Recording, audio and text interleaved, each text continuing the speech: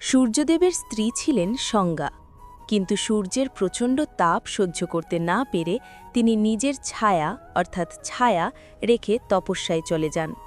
সেই ছায়াই পরে সূর্যের সঙ্গে সংসার করতে থাকেন। এই ছায়ার গর্ভেই জন্ম নেন শনিদেব।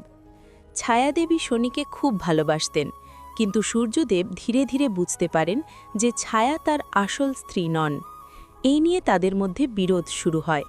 অনেক কাহিনীতে বলা হয় সূর্যদেব শনিকে প্রথমে নিজের সন্তান হিসেবে গ্রহণ করতে চাননি। আবার কিছু কাহিনীতে বলা হয় সূর্যের তেজে ছোটবেলায় শনির গায়ের রং কালো হয়ে যায়। শনিদেব মনে মনে পিতার প্রতি অভিমান পোষণ করেন। এক জনপ্রিয় গল্পে বলা হয় সূর্যদেব একবার শনিকে অবজ্ঞা করলে শনিদেব রাগে তাকান। তার দৃষ্টি এত শক্তিশালী ছিল যে সূর্যের রথের ঘোড়ারা দুর্বল হয়ে পড়ে।